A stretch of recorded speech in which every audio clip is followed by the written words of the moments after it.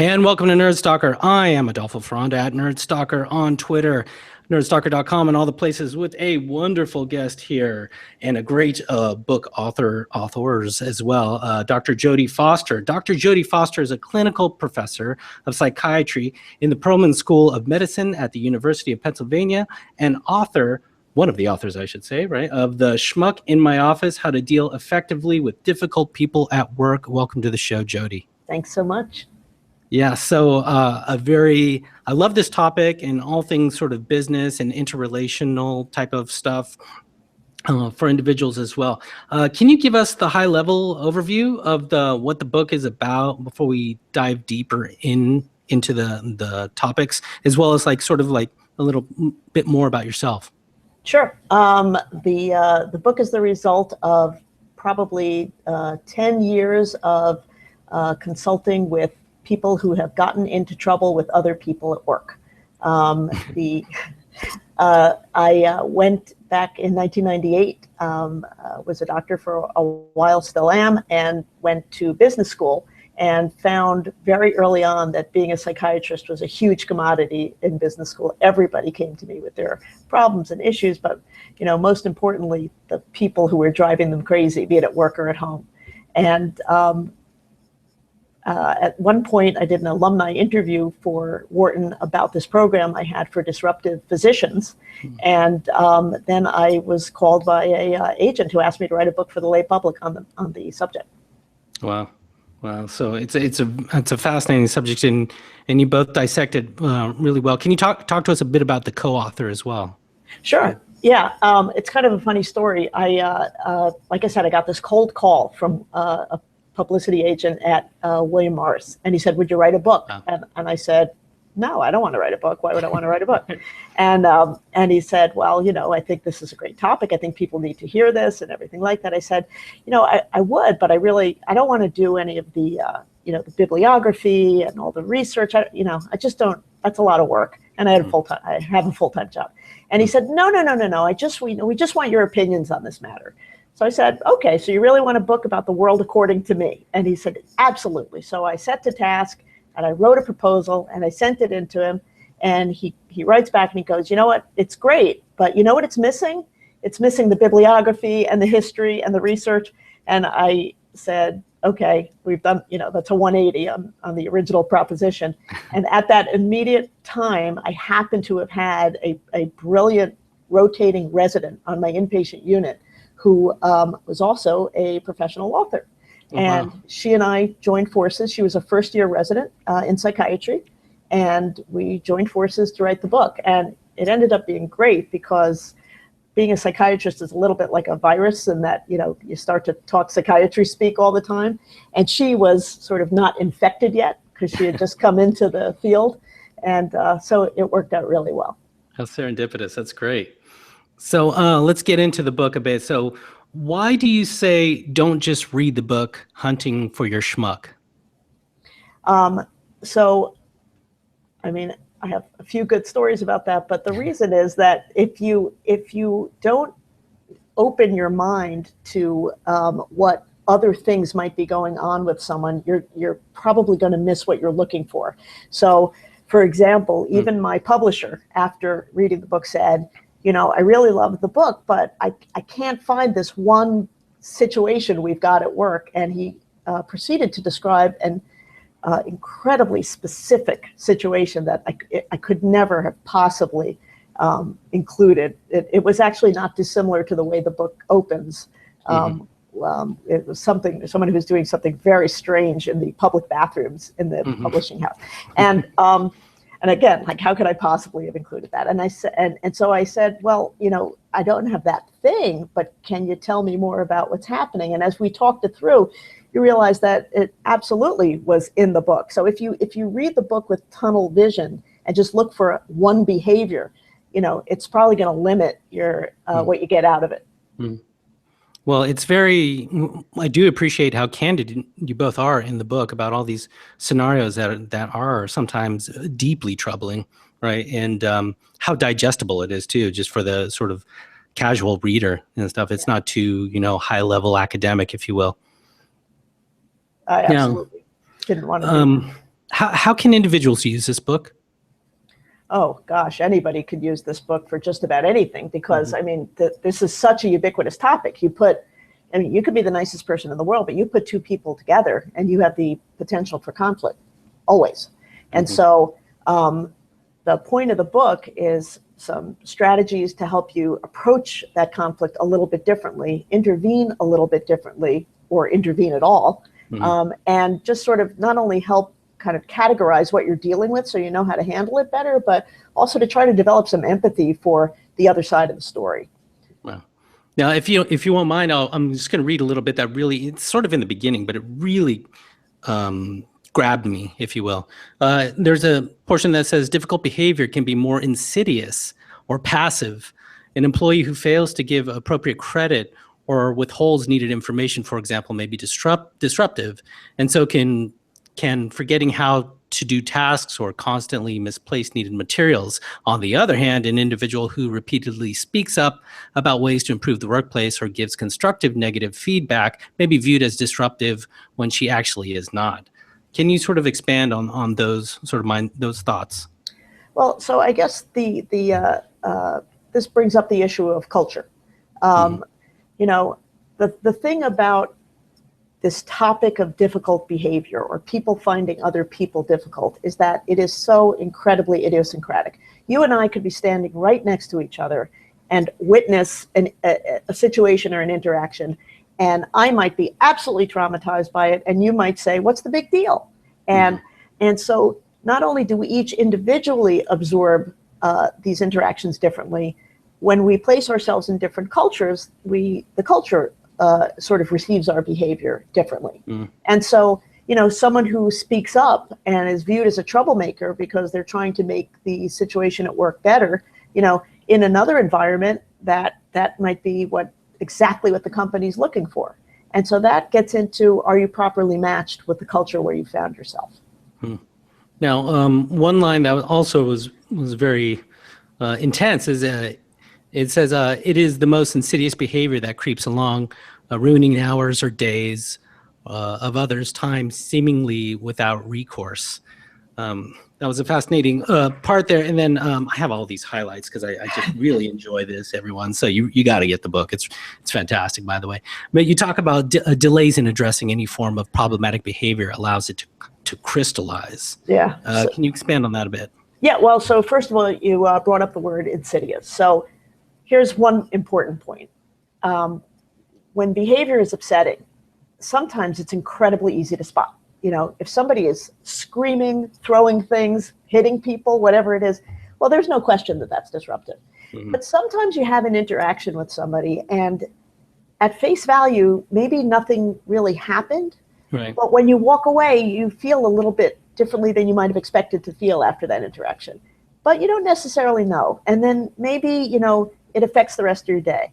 And then maybe you go home and it creeps into your evening. And then maybe you dream about it at night. And maybe it takes a couple of days to have this aha moment to say, oh my God, this person was just a complete jerk to me. And, you know, so there are certainly people and interactions where it's so passive aggressive or it's so insidious. And there are certain people who know just how to ride the boundary and just how to say it, to stay on the right side of it, but are so close to it that you kind of say, did that just happen to me? So, you know, so step number one is sort of giving yourself permission to, you know, really think these things through and really kind of go through, why am I having this reaction? What happened? What's really going on here? Anyway. What's really fascinating too is the way you, it's kind of obvious once you state it, you say that the literature on disruptive behavior in children is straightforward about what's considered a problem. The behavior of children is said to be disruptive when it violates the rights of others or major societal norms. We can similarly, forgive me, apply this standard to working adults. Right. I mean, that's really, you know, we're talking about things like tantrums. We're talking about, you know, having a limit set and then breaking rules. We're basically talking about the same stuff that our kids bring up. And here's what makes it so difficult. When my little son does it, I'm like, of course I have to redirect him. Of course I have to, you know, intervene and teach him the right way to do X, Y, or Z. That's what we do as parents. But when the person who's doing it is a 6'5" man, it's not as easy to say, you can't do that. It's just weird and feels funny. And a lot of the point of the book is to, just remember that these people are acting in this way, just the same way as perhaps even when they were kids, and that it's okay to set those same kinds of limits on behavior if that's the appropriate thing to do. Now, what if that's the cultural norm in the workplace? So that's really hard. So going back into the 1980s when I was deciding what kind of doctor I wanted to be, I was very interested in surgery, but the culture in surgery and medicine was, a difficult one, and I wasn't a good match for it. So I think it's very important to be able to really know what you value and what's important to you in the workplace, and to try to match yourself with such a culture, because cultures can be really different, but they're, equally legitimate. So when I was deciding where to send my little boy to school, for example, Sure. do I send him to a Quaker school? Do I send him to a military school? Right. Either one of them are totally legitimate, but what kind of situation do I want to raise my kid in? These are questions, and we should all ask these questions as we put ourselves into various environments. Wow. Now, in the book, you break it down to what you say there are 10 types of difficult people, right? Can you sort of just give us an overview of some of those or those 10? Sure, absolutely. And, while there are 10 buckets, you should also be aware that people don't often neatly fall into each bucket. Sure, there's a lot of overlap, and that's okay. It's okay to be a little bit of this and a little bit of that. So the 10 types, the 10 categories that I put out are the result of, like I said, seeing at this point thousands of people in this kind of situation, and who have interpersonal issues. But it's important to remember that these are in general, these are people who are not ill. They're not ill mentally, they're not ill physically, but they have personalities, because we all have personalities, and we bring our personality traits to work with us. Of course we do. And if we didn't have personality traits, if we didn't have texture, well, wouldn't the world be an unbelievably boring place? So there's nothing wrong with these things. And some of these personality traits are incredibly adaptive. Like, for example, the bean counter character, who's the sort of obsessive. Sometimes it's fantastic to be a detail person. Sometimes you want a detail person. So it's very important to realize that there's, both good and bad in almost every one of these.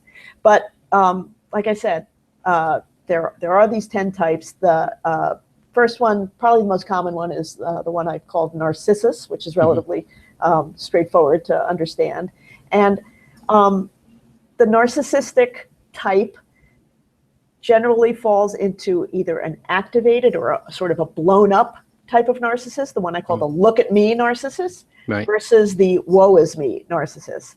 So the woe is me is the one who is always complaining about being overlooked, not noticed. I've published so many papers, but I didn't get the corner office, all this kind of stuff. And what people have trouble with is that the look at me narcissist is much more obvious. You walk into a room, and this is someone who fills the room with his ego. And, you can't get a word in, and it's all about him. And, you say something and it immediately redirects to him, everything like that. Interesting. And what's interesting about it is that this wounded or woe is me type and this expansive or look at me type, they're the same personality type, and the interventions are exactly the same, but people get very confused because they have such a different look at first blush. Right. Very interesting. Do you find CEOs to be completely? I wasn't sure if it was mainly the narcissist type or the Venus flytrap type, which we can get into later, because I've read, and I don't know if it's an urban myth or not, that often CEOs kind of have sociopathic type of tendencies, and I sort of tend to attribute that with more of a sort of Venus flytrap type. So the first three types that I described, the narcissist, Venus flytrap, and the swindler. This is in the section that I call drama kings and queens. And each of these types are extremely seductive, charismatic. They really draw you in. And it's probably less common to see a Venus flytrap in a CEO role. And a swindler, the more sociopathic character that you're talking about, they certainly get into CEO roles. We know that. But it's probably most commonly the narcissist type. Hmm. Because the charisma and the I can do anything kind of attitude makes people follow and want to follow. But unfortunately, sometimes or oftentimes we find that they kind of can't close the deal on that. So the Venus flytrap is a there's a huge spectrum in this particular. And so if I want to tell you about a really ill version of this person, you might want to go see the movie Fatal Attraction. Right. Because, I immediately thought about that when I was reading about this. Exactly. So, like I said, there are extremely healthy versions of this person, and then there's the fatal attraction, and people live all over this spectrum. So this is somebody who has trouble really defining their own identity.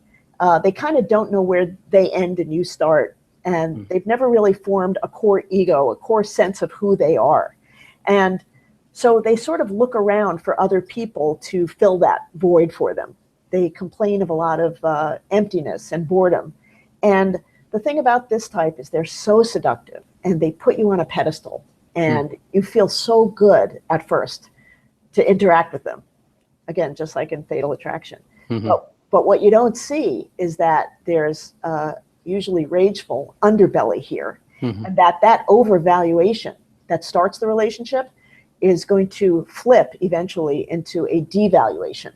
And so a common scenario here, and certainly one I describe in the book, is where, let's say, there's a professor and a junior faculty member, or a CEO and a junior associate, and the seductive junior associate draws, plays on the CEO's narcissism and draws him into an affair, and then it explodes and there's chaos everywhere. And and I think we've all at least heard about these situations.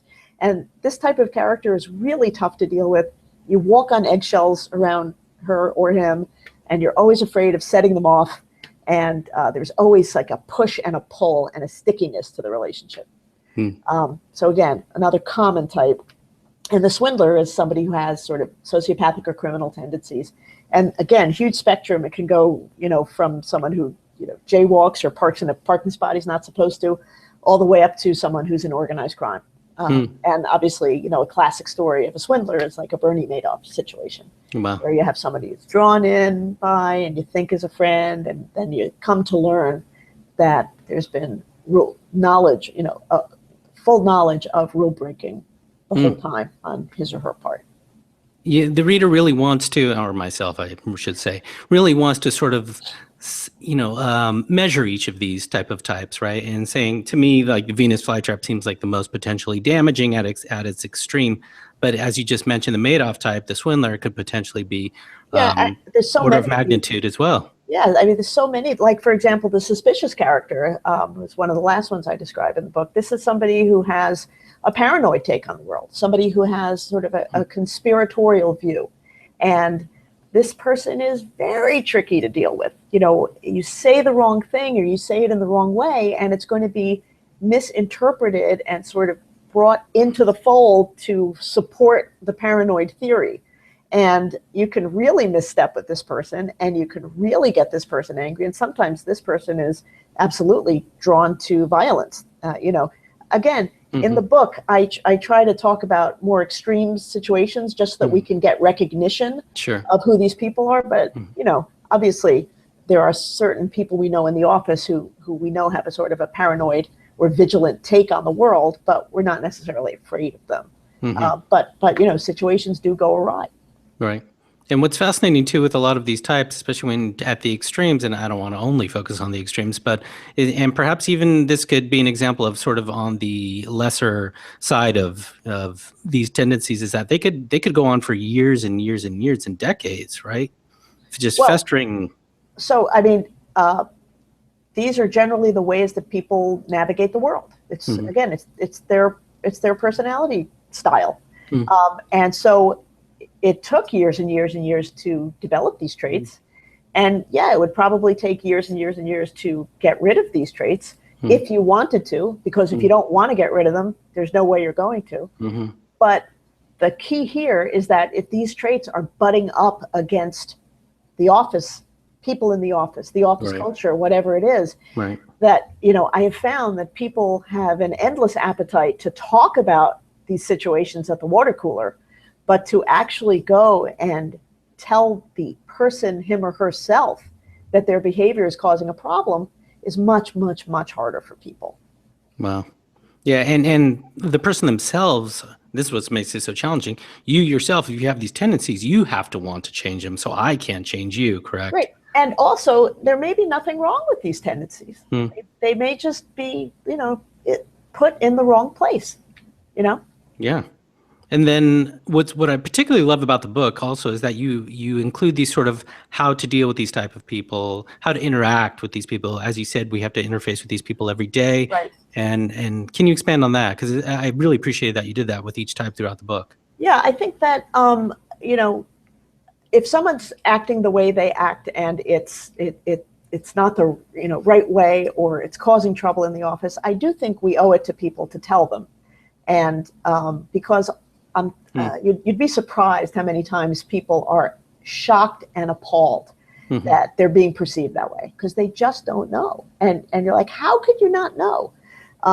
But they don't, because this is how they've always done it. And so it's really important to give them that chance. I think the data shows that something like 80 to 85% of people who are just given awareness, who have an awareness conversation, they self-correct. Because in general, it's really important to remember that these people don't set out to be difficult or disruptive. They're just oftentimes being themselves. But, then there are people who are a certain way.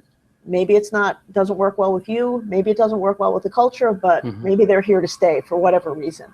And then, the book tries to give you some strategies to deal with them, both on a day-to-day basis and how to intervene with them when you need to. Because, at the end of the day, you have to if you're going to get through it. And one of the most important things is that if you can take a step back from the person and look at the whole picture, take whatever you know about them and sort of piece together a narrative of who they are and maybe why they're acting that way, you might be able to develop a little bit of empathy for what is usually the anxiety that is driving them to act that way. So if we take the bean counter, for example, this is someone who is terrified of losing control. And so what do? They try to artificially impose rules and boundaries on the vicissitudes of life. You can't do that, but they need to, because they're so afraid. And if you understand that from an empathic standpoint, it's a little bit easier not to get quite as angry or frustrated. So I think I've heard in you before speak about how would you immediately address someone and say, hey, call them out in a meeting or something like that? Say, hey, that was whatever, unacceptable in some kind of way, but perhaps not that type of wording. Or would you retreat back to your office, sort of strategize, and then do some kind of 360 review or something like that? So I think every situation has to be taken individually. What I definitely don't recommend is letting it simmer and saying, I'm not going to do anything about it. Maybe it'll stop. Because in general, if something relatively egregious has happened, it's going to happen again. But, I get that question a lot. If someone's a jerk to me in a meeting, do I call them out right then and there? Yeah, and sometimes the answer is yes, but sometimes the answer is no. And so you have to be able to, first of all, take at least a little step back and say, why is this behavior affecting me this way?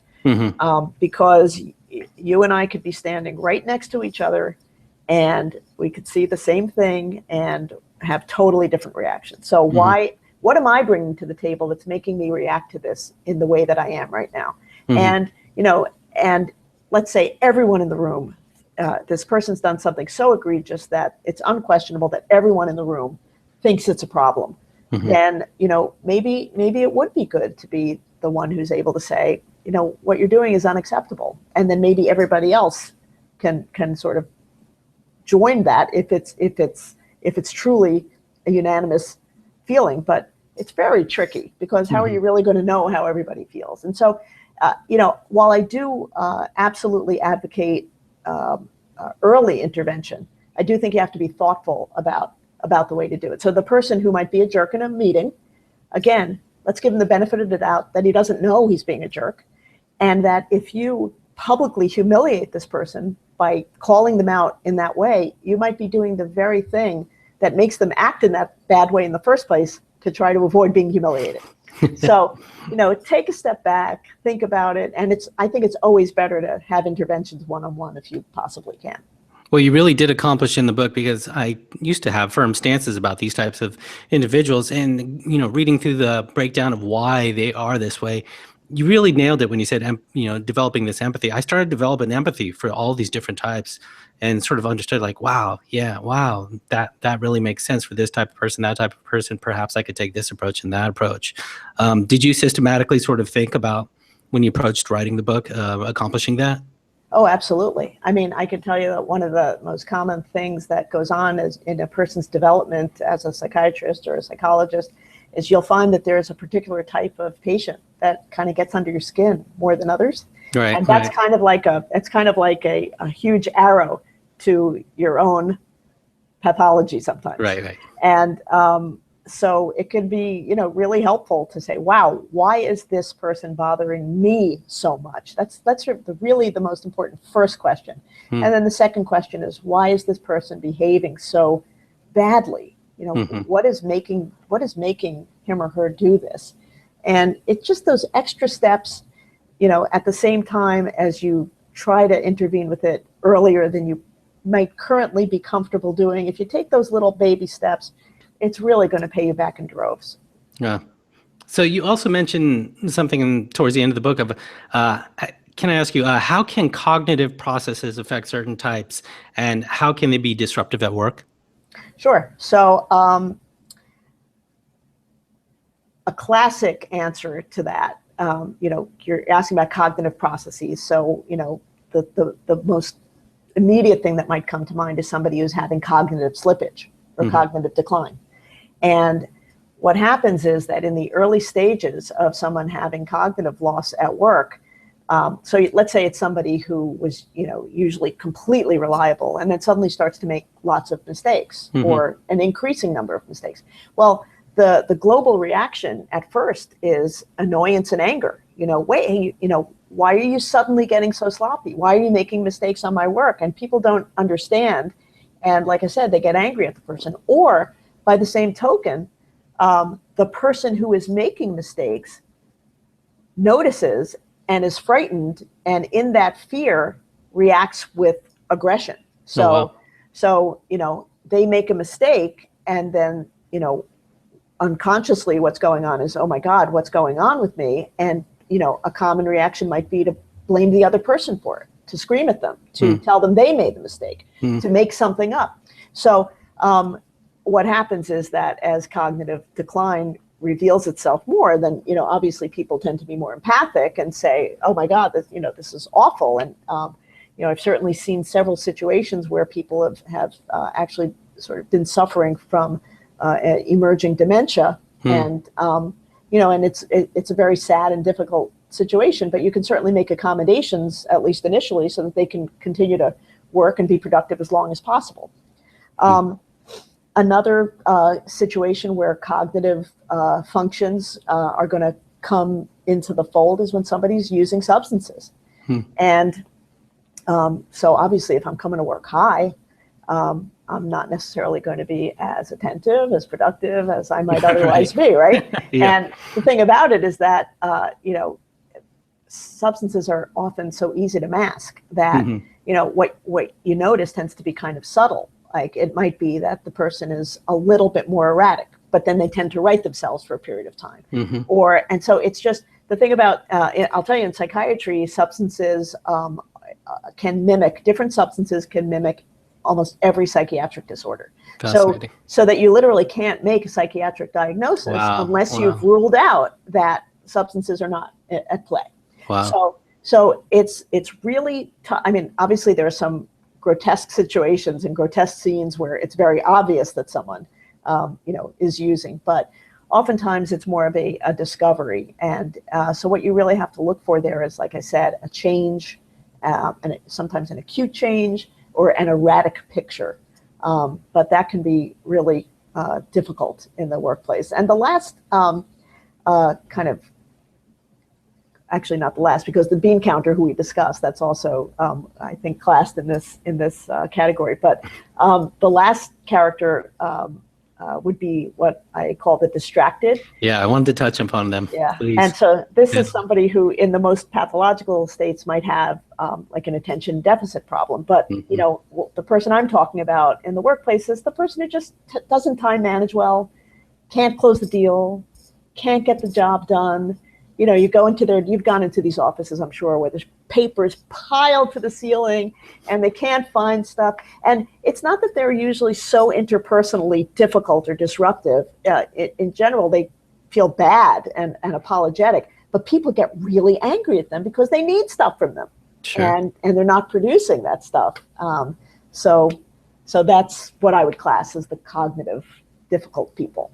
Fascinating.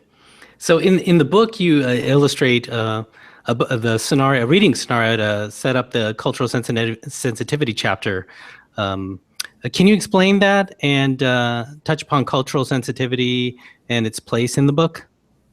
So I think it's really important to, again, it's all about taking a step back and not being impulsive and just sort of thinking things through. I tell a story in the book about an emergency room I used to work in. And ER would be very busy and a lot would be going on. And then when things would settle down, well, you know, I was much younger and like lots of energy. And when things settled down, that's when I wanted to start having fun. But everybody in this particular emergency room at that time would take out the Bible and read. And you know, again, as someone, you know, in my 20s and not terribly sensitive, I just thought this was really weird. And why are they doing that? And, yeah. You know, and obviously that was incredibly insensitive of me. And fortunately, I tried not to be a jerk and just asked about it and learned how important and sort of grounding it was for everybody there. And, you know, I, of course, respected it and didn't disrupt it because that was the culture there and it was perfectly fine. So I think that, you know, just because you don't understand something doesn't mean it's wrong. Right. And so I think that's, and so I think the last three characters that I describe are people that we really just don't understand because they behave in a way that's just so different from how we do. Wow. Okay. Well, Jody, I want to be respectful of your time. One thing that we like to ask also, just it's sort of off kilter sort of question, but like, what are the books that sort of made you who you are, come to this path, influenced you, media, whatever, could be videos, lectures, whatever that have sort of shaped who you are? Wow, that's a tough question. You know, I would think that probably my psychiatry residency training and the reading that I've done there has obviously given me the significant foundation in personality style and pathology that's absolutely shaped my thinking.